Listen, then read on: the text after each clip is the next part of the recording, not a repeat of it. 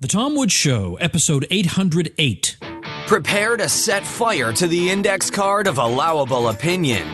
Your daily dose of liberty education starts here. The Tom Woods Show. Hey, everybody, if you don't yet have my free ebook, 5 Paths to an Online Income, you are missing out. This is a how-to guide, how to podcast, how to self-publish a book, how to monetize a blog, and so much more. So it's a how-to guide, and it's also a how-to-monetize guide. It's both. Check it out at pathstoincome.com. Hi, everybody. Tom Woods here. Neat conversation today. I am joined by Professor Michael Rechtenwald of New York University, who caused a bit of controversy, let's say, not long ago when he created a Twitter account that at first was not associated with his name, in which he took to Twitter to mock the social justice warriors and the general atmosphere on college campuses, including his own, in which the students have safe spaces and people are afraid to express their views because of the totalitarians on campus. So he was just tired of it, and he's not even on the right. He's just a regular professor, and he was tired of this behavior. And, well, when they found out who it was, let's just say a lot of interesting events ensued after that. So Michael Rechtenwald is a professor of liberal studies at NYU.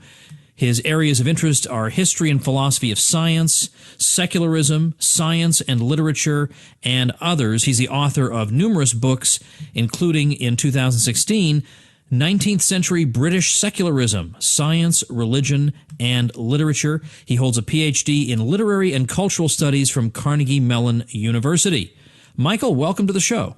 Thank you, Tom. I appreciate you having me. This is a great story here, and as we were saying just before we went on, I think professors like you have got a great book contract that could be lined up with somebody for this, because I think people got impatient with political correctness years ago, but on the campuses, it's vastly worse than it used to be.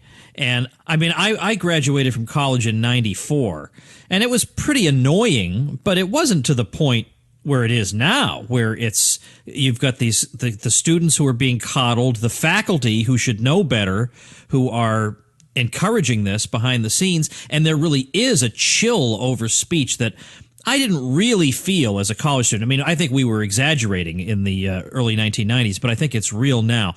Oh, yeah. First of all, tell me about your background. You don't identify as a right-winger, and you're not a Milo Yiannopoulos. Not at all. I'm my background, if you want to know my political background, I mean, I've gone from basically a liberal activist at one point in the around 2000 to being more left and, being a leftist of late. And then with this whole crisis that I've undergone here, I'm rethinking everything, to be frank with you. Wow. That's a really, really honest response. Yeah. Very rare to hear somebody say, maybe I'm rethinking something. Yeah, I mean, I wish that people would say on Facebook and everywhere else that I don't know. How about that? Yeah. I'm sort of agnostic with reference to my own politics at this juncture, but I will say I know who my enemies are, and they're not exactly the people that I thought they were. Now, that is fascinating. Let's talk about what you did. Just give me a couple sentence description of what you did with Twitter. Yeah. We'll get back to that in a minute. But then what I want to talk about is what got you to the point that you felt you needed to do that. So What was the thing you did on Twitter first? First thing I did on Twitter was after a certain episode took place, I decided to create a handle called Anti-PC NYU Prof. That's the name, the strict name of it, at Anti-PC NYU Prof. I used a Nietzsche icon as the face for this, and I said exposing political correctness and the erosion of academic standards in blah blah blah, and made some tweets. One of them was about Halloween because they had the students had sent me this thing that they were sent regarding Halloween costumes and to be careful what they wear and so on and so forth. And I tweeted about that. I just tweeted about some of these some of these events or this whole milieu and phenomena of social justice warrior, PC, tribalists that have overrun the universities and that are so frightening. And I've made some posts, and a reporter from the NYU student newspaper, Washington Square News, contacted me, said this tweet, my tweets had somehow got her attention, wanted to interview me. I agreed to the interview. After the interview, I decided to put my name on it because I liked what I'd said. I didn't think anything I had said was that objectionable. Frankly, it was just a different perspective. It's not against diversity or against any peoples per se. It's about a political perspective. And I was roundly attacked. Immediately, a committee in my program penned a letter in response. There was 2 deans on this committee and several faculty members. They penned a response to my interview as if I was talking to them, which I wasn't. If they haven't got that message yet, they should get it. I wasn't talking to you. You mean nothing to me.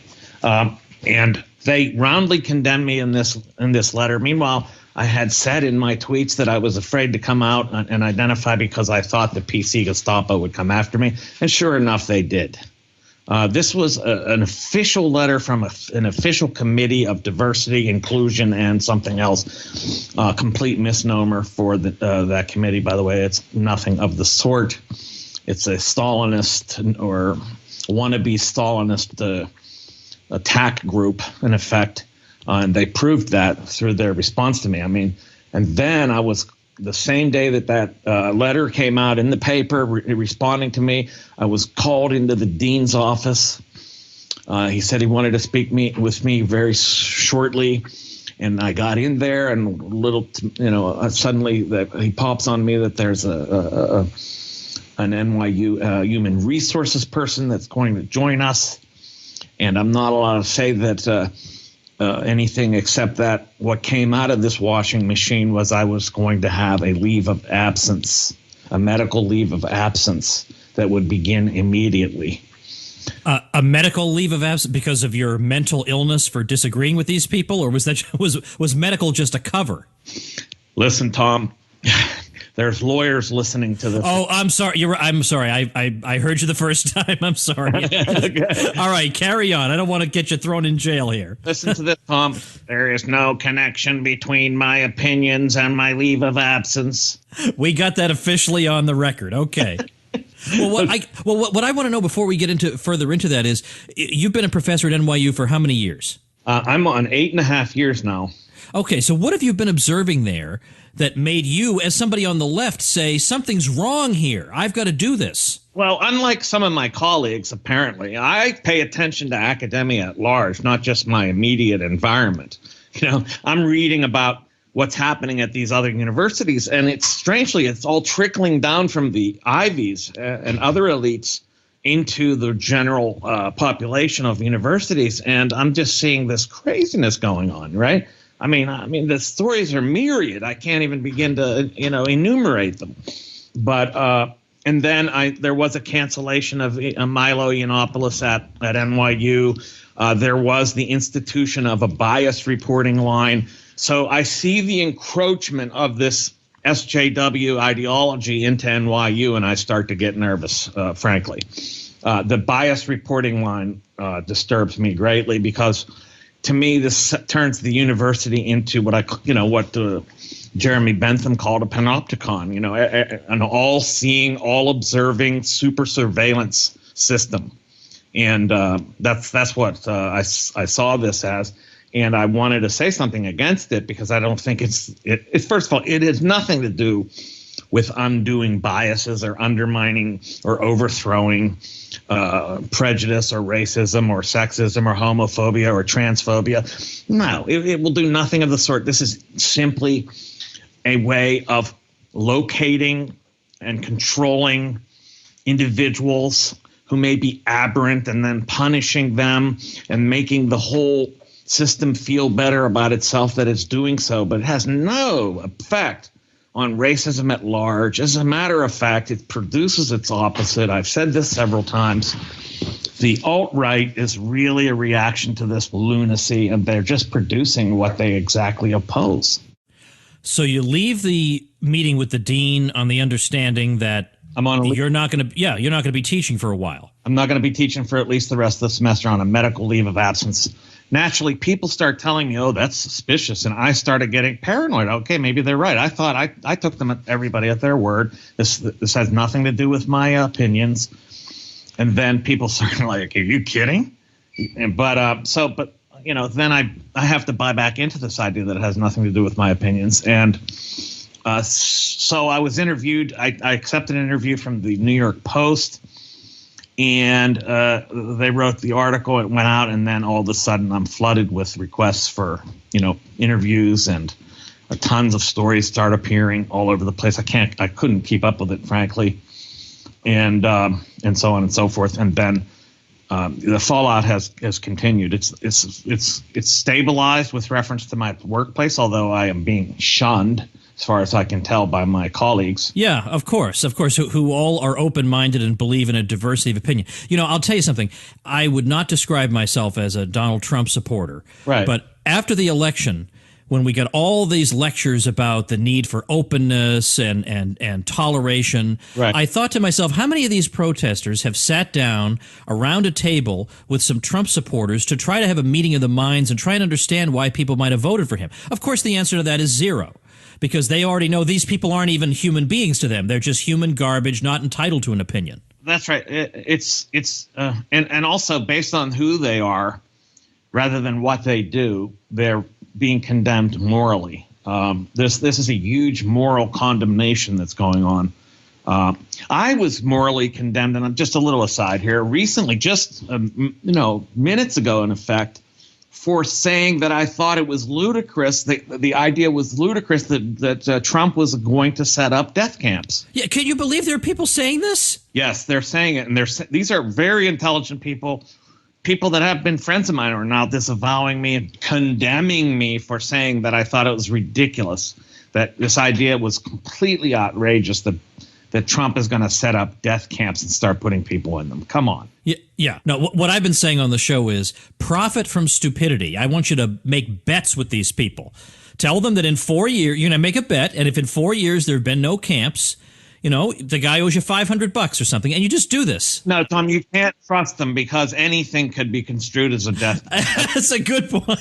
That's a good point. They'll just change the terms, This is, so we're not dealing. The left is an hysteria machine.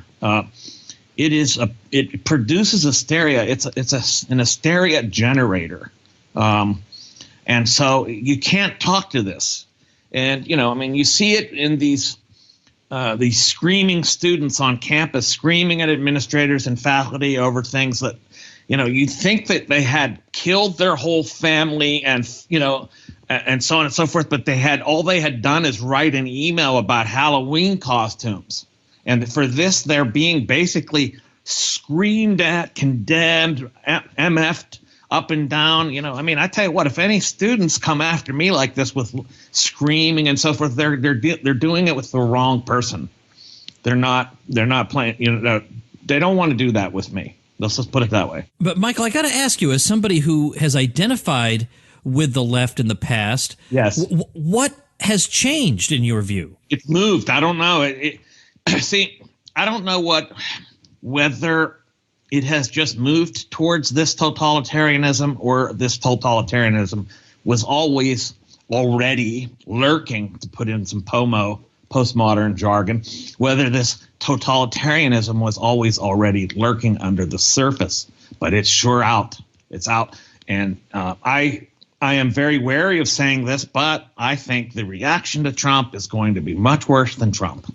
Oh, I agree completely. Especially because for one thing, you're panicking people unnecessarily based on absolutely nothing the guy said. Well, it's crying wolf like I've never seen before, death camps, this, that, and the other thing. And if you disagree, you're somehow anti-Semitic. Listen, I'm not anti-Semitic if I say I think you're imagining things. I'm sorry. Listen, I know these things happened in the past, but this is the United States of America. Let's be real. This is a vastly diverse culture with numerous apparatuses and institutions that ensure all kinds of perspectives are able to survive and so on and so forth, and also that nothing like that kind of extreme hatred gets institutionalized in the state. I just don't see it. I'm sorry. I don't see it happening domestically, right? I mean, we've had our international disasters and fiascos, but I just don't see it happening in the domestic sphere. You used the phrase "afraid to come out" a little while ago, and it made me think. On college campuses today, I don't think there's anybody who thinks, good heavens, I can't reveal to anybody that I'm homosexual on this campus or I'll be shunned. You'll be celebrated and welcomed. Like Caitlyn Jenner was the bravest person in the history of mankind for saying something that got the entire media, academic, and political establishment all out in favor. Whereas somebody who disagrees is going to have his career ruined and be shunned. Right. I'm much more at risk for being straight, white, and male. I mean, there's no question about it. That's the endangered species. Okay, they have taken the so-called hierarchy and inverted it. Okay, such that the first shall be last and the last shall be first. And only it's an earthbound political hierarchy that's been inverted, such that the top, what they conceive to be the top, is now the bottom and must just sit there and be kicked. Okay. And must take it, and not say anything back, and then drag themselves around in shame. That's the straight white male. This is the demon. This is the devil. This is the ethical abject, if you will, that which is thrown out. So it's very curious that so-called, I call it marginalized hegemony. Yeah. Okay. That is to say, those that are supposed to be on the margins are actually the hegemonic. Okay, so it's a very tricky thing. They're saying they're on the bottom in order to be on the top. Yeah, it's absolutely true. It's a bizarre situation. Now let's get back to the events that occurred, because apparently after this meeting, sometime after, in November, am I reading this right? It was announced that you were being appointed full professor, promoted to full professor? Yes, I got a promotion in November. I think it was like November, just a day or so before the election, I think. I was promoted to full professor from assistant. So that's two. Whoa, you skipped associate. I totally skipped associate and was pushed up to full professor. This led people to speculate that, in fact, I had been, that NYU was nervous about the publicity and so on and so forth. Wow. I think perhaps I'm wanting to give myself credit here, but the promotion, I applied for it in April, so it took all those months for it to come through, and I was promoted in a batch of other people who also got the promotion. Had I not got the promotion, given the people they did promote, I would have had a massive case for discrimination, you see. Okay, so I'll leave it at that. Yeah, sure. No, believe me, I'm sure I know what you're talking about. I had 4 books. This is not the boast, but my colleagues can rub their faces in this a little bit since they're such cowards. I had 4 books published in 1 year. Okay, so there. I love stuff like that. I'm not in academia anymore, but I'll tell you, I've written a bunch of books myself, and half the time, people who would come after me, if you put them all together, they hadn't done half of what I had done. Oh, yeah. I just, for some reason, I don't know, maybe that's the little boy in me, I relished that. Awesome. But when you applied for promotion, were you applying for, it's pretty audacious to apply for full professor. Were you just applying for the next step up? I thought I was reaching, to tell you the truth, but I did it anyway, and I thought... Oh, okay. Good for you, and you got it. Man. Got it, yeah. That's, okay, so that's a very interesting thing. So you got promoted. Was there any campus reaction to the fact that the guy who's in the crosshairs gets a promotion, almost unprecedented promotion? I have no idea because I wasn't there. You see, I've been off campus entirely. Oh, because you're on leave. Yeah, I don't know what's going on or what's being said about me. The only thing I know is people don't answer my emails at all. So that is unbelievable. People that I've been friends with, that I've helped, that I've done things for, that I have been buddies with, have turned their backs on me for my expression of a perspective, which is certainly anything but despicable. It's just a perspective. Give me a break. I mean, it's unbelievable to me. But they're committed to a diversity of opinions, Michael. I'm sure you'll be welcomed back with open arms, unless they're total hypocrites with no principles, and I find that impossible to believe. See, the thing is, though, somebody did point out to me, since I'm coming back from a leave of medical absence, that I actually now am a protected category. Oh, indeed. That's right. So they can't abuse me or anything because I can just report them. And they'd be creating an unsafe work environment for you. Oh, man. Oh, you could turn it on. This is true. Now, this is such a tremendous story because usually these days you get professors, or in Canada, they get beaten down and brought before the Human Rights Commission. They can't talk about the case for 2 years. But in your case, you actually came out swinging and you won. I mean, what do you attribute that to? I'm superhuman. No, I'm kidding. I don't know. It's just the confluence of events that turned out this way.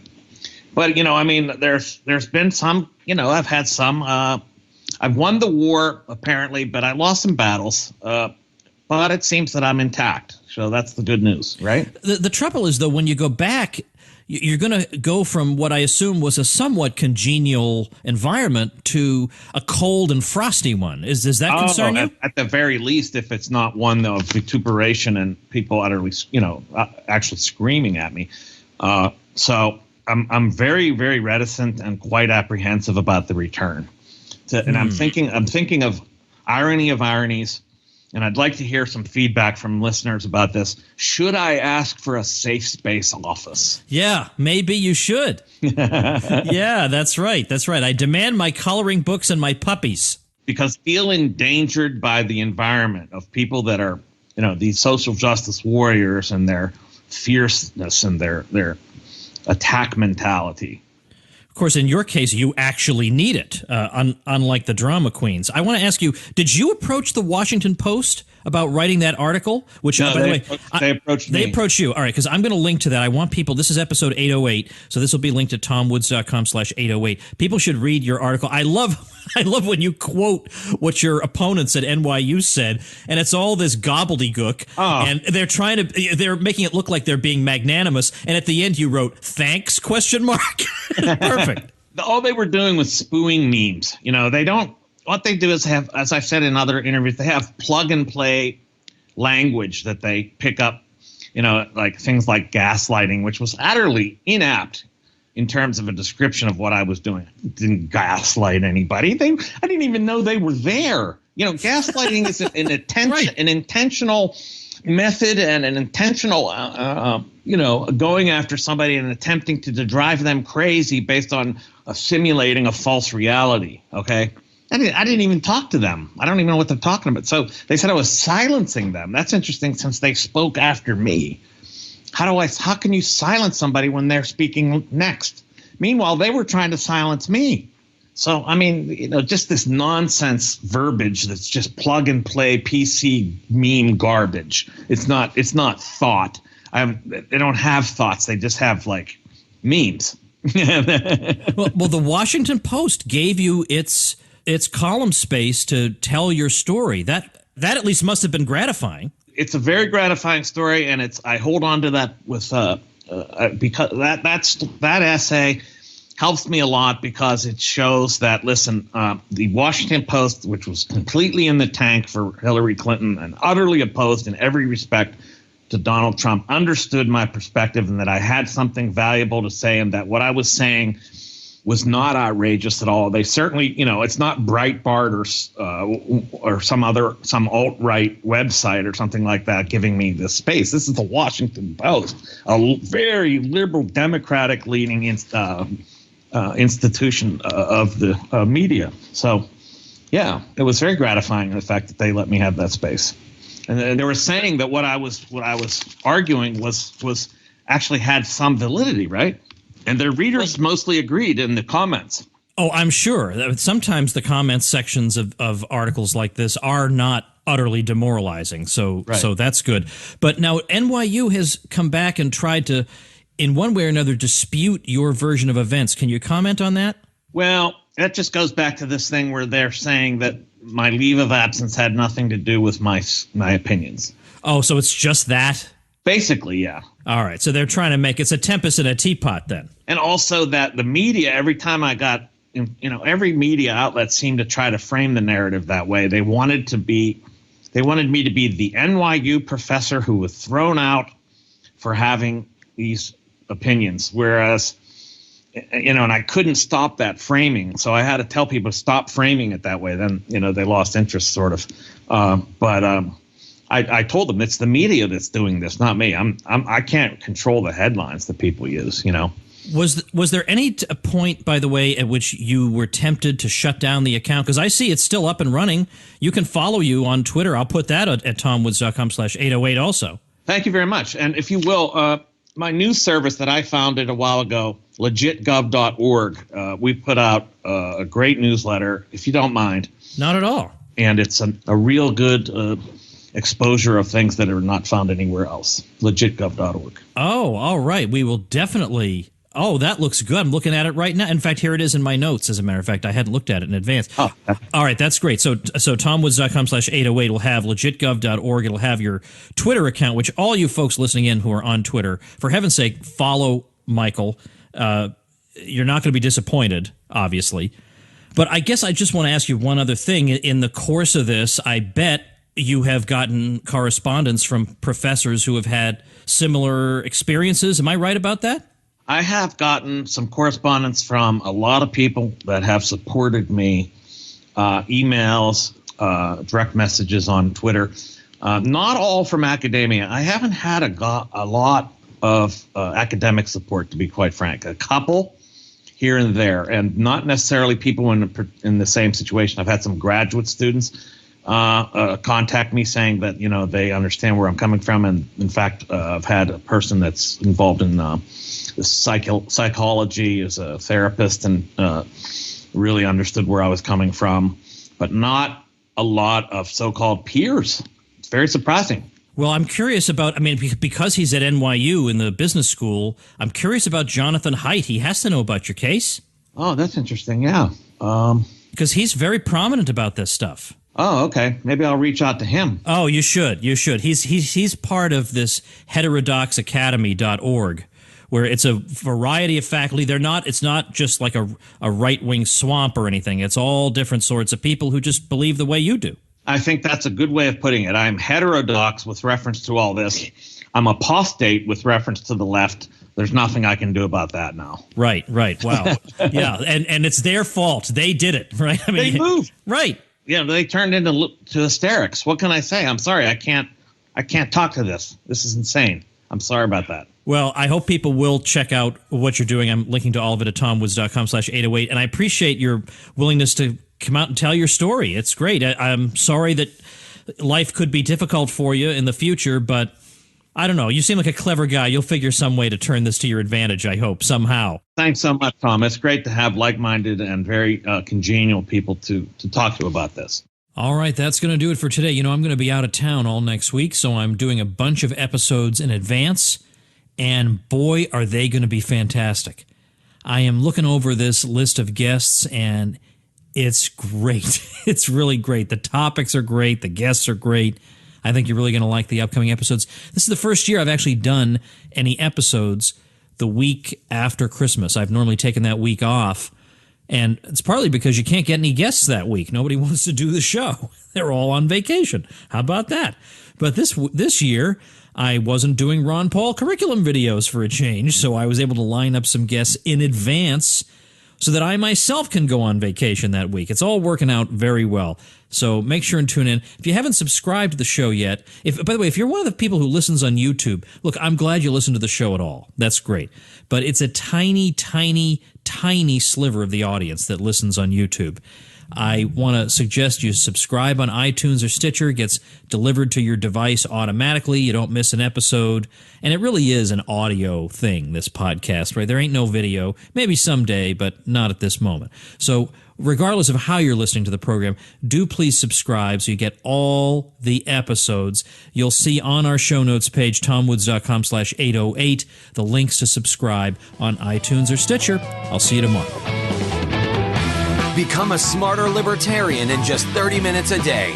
Visit tomwoods.com to subscribe to the show for free, and we'll see you next time.